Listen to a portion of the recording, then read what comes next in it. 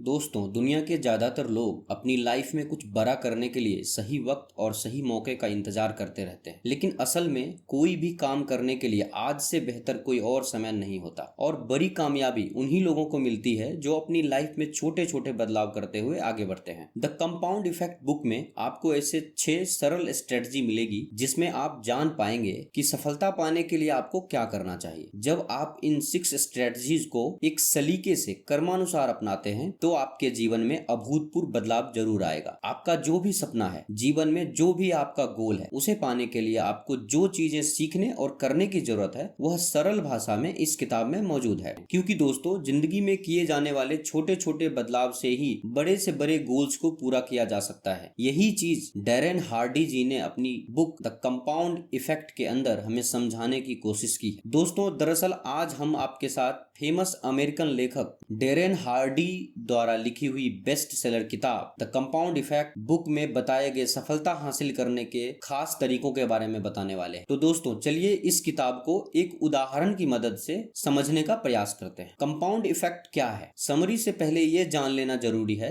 कि Darren Hardy ने compound effect किसे बोला है। तो इसे एक्सप्लेन करने के लिए इस बुक का एक उदाहरण देख लेते हैं। अगर आपको 2 पॉसिबल ऑप्शंस दिए जाएं कि या तो आप $3 मिलियन कैश ले जाएं या फिर एक पेनी जो 31 दिनों तक रोज डबल होती रहे, तो आप इसमें से कौन सा वाला ऑप्शन चूज करेंगे? जाहिर है कि कोई भी इतना ज्यादा नहीं सोचेगा और नीचे दिए गए इन फैक्ट्स को कंसीडर करते हुए फर्स्ट वाला ऑप्शन ही चूज करेगा। फर्स्ट, क्योंकि दूसरे वाले ऑप्शन के कंपेयर में ये ज्यादा पैसा लग रहा है। सेकंड, इसमें टाइम नहीं लगेगा क्योंकि आपको सारा पैसा एक साथ मिल रहा है। थर्ड, ये पैसा कैश में है। हालांकि अगर हम इन दोनों ऑप्शंस को थोड़ा बेसिक मैथमेटिक्स यूज करके गौर से समझने की कोशिश करें तो पता चलेगा कि ऐसी पेनी जो 31 दिनों तक हर रोज डबल होती है, असल में उसकी वैल्यू $11 मिलियन के बराबर होगी। है ना ये सरप्राइजिंग? इसका मतलब है कि अगर आप एक पेनी पर डे का ऑप्शन चूज करते हैं तो आपके पास $7 मिलियन ज्यादा होंगे उस इंसान से जो पहले वाला ऑप्शन यानी $3 मिलियन कैश का ऑप्शन चूज करेगा। तो देखा आपने, एक छोटी सी पेनी की वैल्यू में हर रोज चेंज आने से इतना फर्क पड़ जाता है और यही कंपाउंडिंग इफेक्ट है। कुल मिलाकर कंपाउंडिंग इफेक्ट से मतलब है कि स्मॉल स्टेप्स या एक्शन से स्टार्ट करके सक्सेस के रास्ते पर आगे बढ़ा जाए। ऊपर वाले एग्जांपल में पर डे 31 दिन के लिए एक पेनी का स्टाइपेंड लेना एक स्मॉल स्टेप या एक्शन होगा, क्योंकि इसमें पहले वाले ऑप्शन के मुकाबले आपको $7 मिलियन ज्यादा अमीर होने का चांस मिल रहा है। अच्छा, चलो एक और एग्जांपल लेते हैं। मान लो आप वेट लॉस के कैंपेन पर हैं, तो आप डिसाइड करते हैं कि आज से आप शुगर कम लेंगे, आप हर टाइप के जंक से दूर रहेंगे और इस तरह बाद में जब आप अपना वेट चेक करते हैं तो 80 kg निकलता है, जो कि पहले 150 kg था। तो आखिर ये कैसे हुआ? आपको सिर्फ एक डिसीजन ने कि आप एक पर्टिकुलर टाइम तक जंक फूड से दूर रहेंगे, आप में इतना बड़ा चेंज लाया। आपका जंक फूड और शुगर कट करने का डिसीजन स्टार्टिंग में भले ही इनसिग्निफिकेंट लग रहा हो, इनफैक्ट आपको कोई डिफरेंस भी नजर नहीं आ रहा हो, मगर जैसे जैसे टाइम गुजरता जाता है आपके सामने आता है पूरे 70 kg जो आपने लॉस किया है। तो समझे आप, इसी को कंपाउंडिंग इफेक्ट बोलते हैं। और कंपाउंडिंग इफेक्ट के बारे में एक अच्छी बात यह है कि इसे आप कहीं भी यूज कर सकते हैं। तो चलिए इस बुक समरी को स्टार्ट करते हैं। अध्याय 1, the compound effect in action. Compound effect की कार्यविधि। लेखक इस किताब के पहले अध्याय में बताते हैं कि उन्हें द कंपाउंड इफेक्ट के बारे में उनके पिता ने सबसे पहले बताया था। पहले अध्याय में लेखक कंसिस्टेंसी पर जोर देते हैं और बचपन की कछुए और खरगोश की दौड़ की कहानी में कछुए के जीतने का राज भी उसकी इसी अच्छी आदत का होना बताते हैं। लेखक भी अपने को एक कछुआ मानते हैं जिसे उनके पिताजी ने बचपन से ही प्रशिक्षित किया है। उनके पिता की दिनचर्या के हिसाब से लोग अपना टाइम सेट करते थे। नो पेन नो गेन उन्होंने लेखक के कमरे की दीवार पर बड़े अक्षरों में लिख दिया था। पिताजी के मूल दर्शन में से एक था, इससे कोई फर्क नहीं पड़ता कि आप कितने स्मार्ट हैं या नहीं है, आपको कड़ी मेहनत करने की जरूरत है। भले ही आपके पास अनुभव कौशल में कमी है या बुद्धि या जन्मजात क्षमता में कमी है, यदि आपका प्रतियोगी अधिक चतुर, अधिक प्रतिभाशाली है या अनुभवी है, आपको बस 3 या 4 गुना अधिक मेहनत करने की आवश्यकता है, आप अभी भी उसे हरा सकते हैं। लेखक हमेशा अपने पिता का धन्यवाद करते हैं क्योंकि उनकी वजह से वो कंपाउंड इफेक्ट को समझ पाए और मात्र 18 साल की उम्र में ही 6 फिगर में इनकम करने लग गए थे। द कंपाउंड इफेक्ट छोटी और स्मार्ट चॉइसेस के परिणामों का रिपीटिंग सिद्धांत है। यानी कि जब आप लगातार छोटी और स्मार्ट चीजों को, आदतों को रोज अपनाते हैं तो कंपाउंड इफेक्ट के जरिए आप सफलता को पाते हैं। ये आदतें या फिर चीजें इतनी छोटी है कि लोग अक्सर इनकी इंपॉर्टेंस को अनदेखा कर देते हैं। जैसे कई लोग 60 से 80 दिनों तक लगातार दौड़ते हैं, व्यायाम करते हैं, लेकिन उसका कुछ फर्क महसूस न होने पर ये सब छोड़ देते हैं। वे नहीं जानते कि इन छोटे छोटे स्टेप्स को रोज एक कंसिस्टेंसी के साथ दोहराने से एक टाइम के बाद बड़ा अंतर दिखता है। इसी अध्याय में लेखक एक फॉर्मूला बताते हैं, small smart choices plus consistency plus time is equal to radical difference. Compounding effect आपको थोड़ी टेक्निकल चीज लग रही होगी, तो चलिए हम इसे थोड़ा ब्रेक करके समझने की कोशिश करेंगे कि इसके पीछे एग्जैक्टली क्या है। तो हम बताते हैं कि इसके पीछे बेसिक आइडिया ये है कि कुछ स्मॉल मगर स्मार्ट डिसीजन जो हम एक पीरियड तक लेते हैं वो दरअसल लार्ज और शॉर्ट चेंजेस से ज्यादा सब्सटेंशियल होते हैं। अब हम इसका एक एग्जांपल लेके देखते हैं। मान लो 3 फ्रेंड्स हैं, फ्रेंड ए, फ्रेंड बी और फ्रेंड सी। वे तीनों इतने क्लोज हैं कि ऑलमोस्ट सारी चीजें साथ ही करते हैं। उनको पार्टीज वगैरह अटेंड करने का शौक है क्योंकि उनके पेरेंट्स काफी रिच हैं, इसलिए वो तीनों यंग और रेकलेस भी हैं। हालांकि एक पॉइंट ऐसा भी आता है जब उनकी लाइफ में ड्रास्टिक चेंज आता है। फ्रेंड ए डिसाइड करता है कि वे अब ऐसी लाइफ नहीं जिएगा। पर डे 100 कैलोरी लूज करने के साथ साथ वो मंथ में 4 बुक्स तो कम से कम पढ़ेगा ही पढ़ेगा। फ्रेंड बी ने डिसाइड किया कि वो अब सारी पार्टीज और ऐसी रेकलेस लाइफ जीना छोड़ देगा, लेकिन हाँ, क्लब जाने के बदले वो घर पे बैठ के टीवी और फिल्में देखेगा और बस एक बियर पिया करेगा। फ्रेंड सी ने कोई एफर्ट नहीं किया, वो जैसी लाइफ जी रहा था वैसे ही जीता रहा। 3 साल बाद एक प्लेन क्रैश में तीनों के पेरेंट्स मारे जाते हैं। अब तीनों फ्रेंड्स एकदम अकेले रह गए। बाद में उन्हें रियलाइज होता है कि उनके पेरेंट्स ने बिजनेस में इन्वेस्ट करने के लिए कुछ लोन्स ले रखे थे जो अभी चुकता नहीं हुए हैं। इसलिए इन्वेस्टर्स अपना सारा पैसा वसूल करने के लिए उन तीनों की सारी प्रॉपर्टी बेच देते हैं। अब ना तो उनके पास पैसा रहा और ना ही पेरेंट्स जो उनके खर्चे पूरे करते थे। अब आप बताओ कि इन तीनों में से कौन है जो सरवाइव करेगा? वो होगा फ्रेंड ए, क्योंकि उसने इतनी सारी कैलोरीज लॉस्ट की है तो अब वह काफी फिट हो गया होगा और 3 सालों से वह हर मंथ 4 बुक्स पढ़ता रहा है तो उसके पास अब नॉलेज भी बहुत ज्यादा होगी। फ्रेंड बी फेंस पे होगा क्योंकि 3 साल तक टीवी और फिल्में देख देख के शायद उसने कुछ तो सीखा होगा कि हार्ड टाइम में कैसे सरवाइव करें। लेकिन ये हम पक्के से नहीं कह सकते, मगर इतना पक्का है कि फ्रेंड सी की हालत सबसे ज्यादा खराब होगी क्योंकि वेट डबल होने से वो काफी स्लगिश हो गया था और उसके माइंड में कोई आइडिया भी नहीं होगा कि कैसे इस प्रॉब्लम से निकला जाए। ऐसी हालत में वो हेल्प के लिए अपनी बाकी दोनों फ्रेंड्स या किसी और फ्रेंड के पास ही जाएगा। तो यहाँ पर हुआ क्या, जब फ्रेंड बी और सी एंजॉय कर रहे थे तो फ्रेंड ए अपनी डेवलपमेंट में लगा था। उसे काफी टाइम लगा इसमें, लेकिन जब टेस्टिंग टाइम आया तो वो ही अकेला था जिसने सरवाइव किया। उसने खुद को बेटर बनाने के लिए अपना टाइम, एंजॉयमेंट, पेरेंट्स का पैसा सब सेक्रीफाइस किया और फाइनेंशियल एस्पेक्ट के अलावा उसकी हेल्थ भी बाकी दोनों से बेटर थी। अब अपने स्टेटमेंट पर वापस आते हैं। इस स्टोरी के हिसाब से एक स्मॉल और स्मार्ट चॉइस होगी 100 कैलोरी पर डे लूज करना और मंथ में एटलीस्ट 4 बुक्स पढ़ना, और 3 साल बाद जो रिजल्ट मिलता है वो प्रूफ है इस डिसीजन की सक्सेस का। ठीक यही चीज हम अपनी डेली लाइफ में इम्प्लाई कर सकते हैं। स्मॉल स्टेप्स लेकर जिसका इफेक्ट हमारे फ्यूचर पर काफी पॉजिटिव वे में पड़ेगा। ऊपर वाले एग्जाम्पल से सीख लेकर जैसा डेरेन हार्डी ने किया था हम भी फॉर्मूला प्रोपाउंड कर सकते हैं। योर डिसीजन और चॉइस प्लस योर एक्शन और behaviour plus repeated action plus time is equal to success.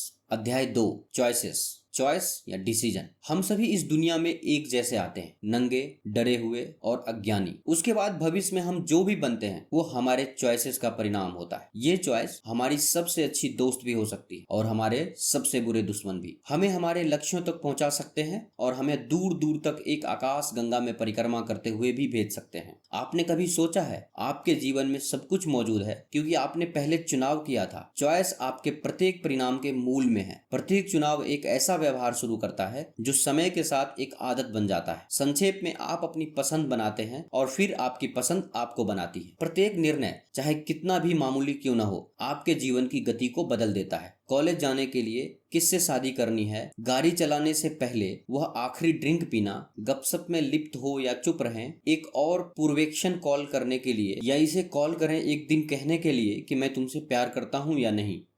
हमारी हर पसंद का कंपाउंड इफेक्ट होता है जिसका प्रभाव हमारे जीवन में पड़ता है। यह अध्याय उन विकल्पों के बारे में जागरूक होने और चयन करने के बारे में है। सुनने में थोड़ा जटिल लगता है, लेकिन आप इसके द्वारा चकित होंगे कि यह कितना सरल है। 99% चॉइस हम होश में अपने चेतन मन से लेते हैं, लेकिन इन चॉइसेस के प्रति जागरूक न होने की वजह से हम अक्सर सही को नहीं चुन पाते। इसलिए सबसे बड़ा चैलेंज हमेशा यह रहता है कि हम छोटी छोटी चीजों को सोते हुए चुनते हैं। हम अपनी चॉइसेस के प्रति जागरूक नहीं रहते हैं, बस जो सामने सरल और सहज दिख रहा है उसी को चुन लेते हैं और हमारी हर छोटी बड़ी चॉइस हमारी जिंदगी को आकार देती है। कभी आप गौर करेंगे कि अक्सर कई लोगों की जिंदगी जब सही चल रही होती है और अपनी चॉइस के अवेयर नहीं होने से वे गलत चॉइस को चुन लेते हैं, नतीजतन जिंदगी में अवांछनीय बदलाव आ जाता है। आपने एक सुना होगा कि हाथी काटा नहीं करते, काटते तो छोटे से मच्छर हैं जिनके काटने से इंसान की मौत तक हो जाती है। दोस्तों, हम अपनी जिंदगी में बड़ी बड़ी चीजें और गलतियों पर ज्यादा फोकस करते हैं और छोटी छोटी चीजों और गलतियों को अनदेखा करते हैं और इन छोटी गलतियों को बार बार दोहराते रहते हैं और एक समय के बाद इन छोटी छोटी गलतियों की वजह से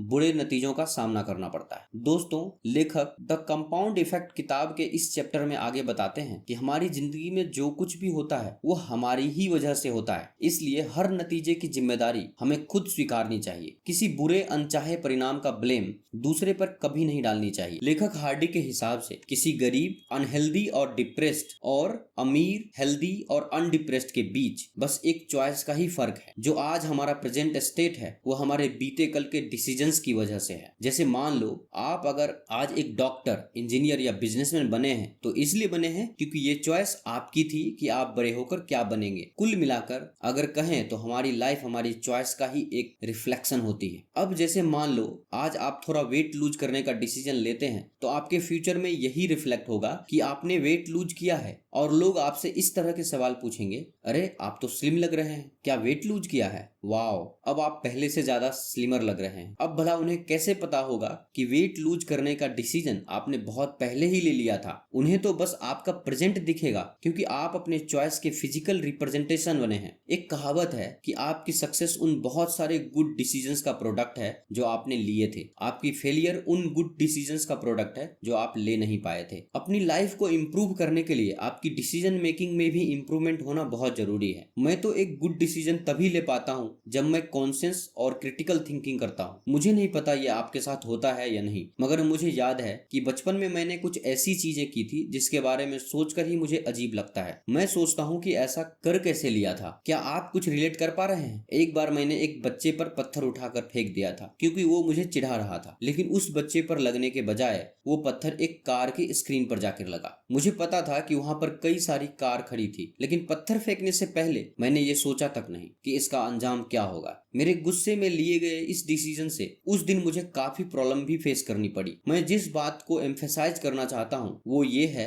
कि कोई भी गुड डिसीजन या चॉइस बनाने से पहले थोड़ा टाइम निकालकर उसके बारे में अच्छे से सोच विचार कर लें तो बेटर होगा। एनालाइज करें कि उसके एडवांटेज और डिसएडवांटेज क्या होंगे। अगर मैं ये स्टेप्स लेता हूँ तो क्या ये मेरे फेवर में होगा? ऐसे कई क्वेश्चंस आपके माइंड में आएंगे जिनका जवाब आपको देना है। खुद से ही सवाल करें और खुद ही जवाब ढूंढें। सच तो ये है कि बहुत सारे लोग आज अगर किसी बुरी हालत में हैं तो अपने रॉन्ग डिसीजन की वजह से ही हैं, जो उन्होंने बगैर सोचे समझे जल्दबाजी में आकर लिए थे। आप चाहे तो एक सर्वे कर ले, कुछ लोगों को चूज करें, उनसे पूछें कि आज वो लाइफ के जिस स्टेज में हैं वहाँ क्यों हैं। आप नोटिस करेंगे कि उनमें से ज्यादातर लोग पुरानी बातों को याद करेंगे। वे आपको अपने पास्ट की बातें बताएंगे। जो रिच और हेल्दी है वो बताएंगे कि उनकी किस चॉइस की वजह से उनकी लाइफ में रिमार्केबल चेंज आया है, जबकि गरीब लोग बोलेंगे उन्होंने कौन सा डिसीजन नहीं लिया या कौन सा डिसीजन गलत लिया जो आज उनकी लाइफ को बेटर बना सकता था और क्यों आज वे एक पैथेटिक लाइफ जीने को मजबूर हैं। फिर आप देख सकते हैं कि कैसे हम सबकी लाइफ हमारे ही चॉइसेस का रिफ्लेक्शन है। मैंने ऐसे भी लोग देखे हैं जो क्लेम करते हैं कि वो कोई चॉइस नहीं बनाते, मगर मुझे नहीं लगता कि ये पॉसिबल है। आपका डिसीजन न लेना भी एक डिसीजन ही तो है।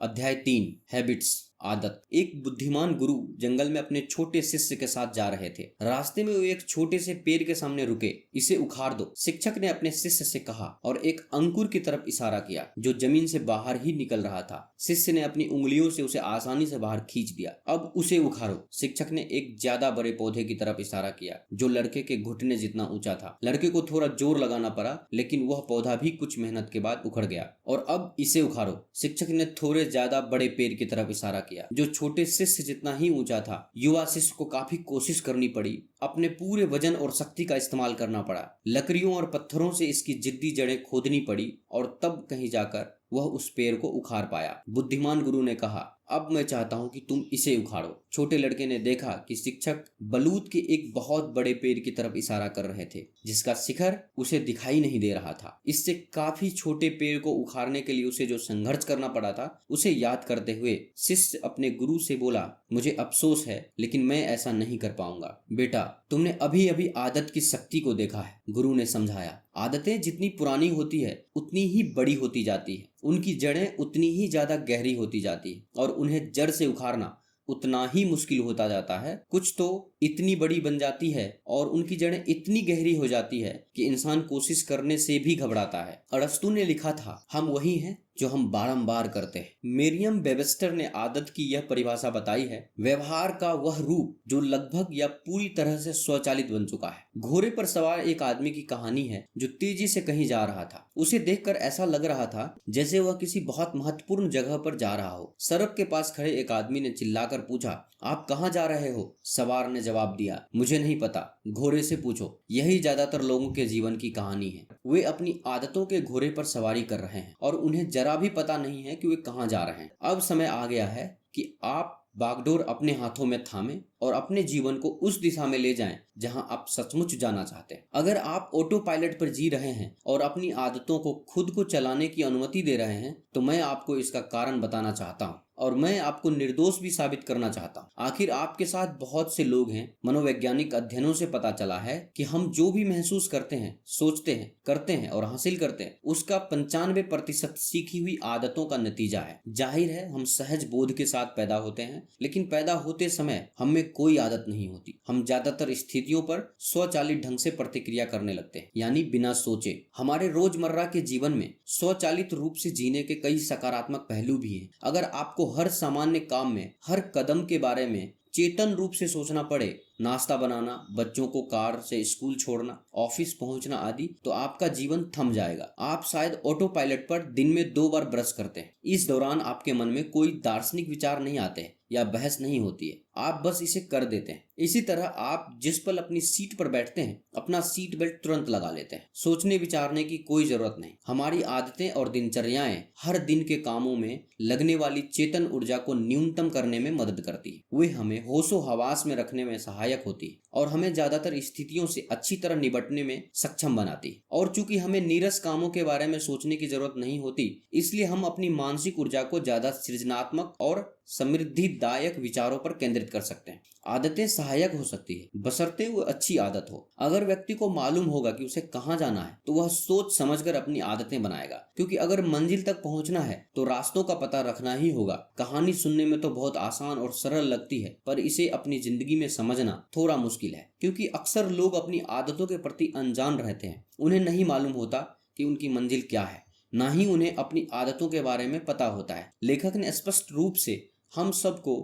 जागरूक करना चाहा है, क्योंकि आदतें ही ऐसी चीज है जो आगे भविष्य को सुनहरा बना सकती है। इसलिए अच्छी आदतों का चयन कीजिए। लेखक मानते हैं कि अच्छी आदतों को अपनाना कठिन है और बुरी आदतों को अपनाना आसान है, लेकिन आपके छोटे चुनाव ही आपका भविष्य का निर्माण कर सकते हैं। इसलिए आज से ही अच्छे निर्णय लें और अच्छे कार्यों की आदत डाल लें। अब लेखक कहते हैं कि अगर कोई भी कार्य करने की वजह आपको पता हो तो आप मन लगाकर काम करेंगे। इसलिए हर निर्णय के पीछे क्यों लगाएं कि आपको इस कार्य को क्यों करना चाहिए। एक उदाहरण के जरिए लेखक हम सबको समझाना चाहते हैं कि यदि कोई अनजान मकान में आग लग जाए तो आप वहां अंदर नहीं जाएंगे और ना ही आग बुझाने की कोशिश करेंगे। लेकिन अगर आपके मकान में आग लगी है और आपके परिवार के सदस्य उस मकान में हैं, तो आप जरूर कुछ खास कदम उठाएंगे। लेखक कहते हैं, आपको पता है कि यहाँ आपका घर है और आपके अंदर और इसके अंदर आपके परिवार के सदस्य हैं। कार्यों के पीछे अगर क्यों लगा दिया जाए तो सफल होना और उसमें ज्यादा ध्यान देना आसान हो जाता है। टाइम के साथ जब आपके एक्शन रिपीट होते हैं तो ये हैबिट बन जाते हैं।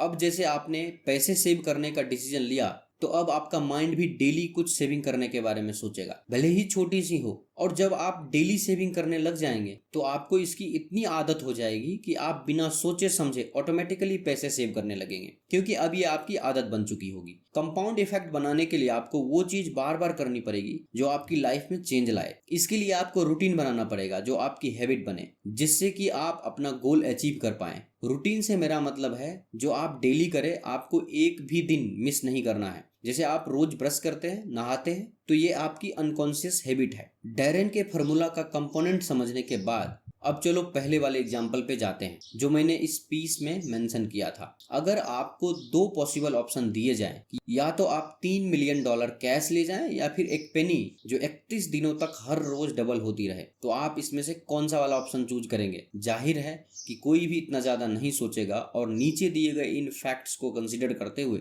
फर्स्ट वाला ऑप्शन ही चूज करेगा। फर्स्ट, क्योंकि दूसरे वाले ऑप्शन के कंपेयर में ये ज्यादा पैसा लग रहा है। सेकंड, इसमें टाइम नहीं लगेगा क्योंकि आपको सारा पैसा एक साथ मिल रहा है। थर्ड, ये पैसा कैश में है। हालांकि अगर हम इन दोनों ऑप्शंस को थोड़ा बेसिक मैथमेटिक्स यूज करके गौर से समझने की कोशिश करें तो पता चलेगा कि ऐसी पेनी जो 31 दिनों तक रोज डबल होती है, असल में उसकी वैल्यू 11 मिलियन USD के बराबर होगी। है ना ये सरप्राइजिंग बात? इसका मतलब है कि अगर आप एक पेनी पर डे का ऑप्शन चूज करते हैं तो आपके पास 7 मिलियन USD ज्यादा होंगे उस इंसान से जो पहले वाला ऑप्शन यानी $3 मिलियन का कैश ऑप्शन चूज करेगा।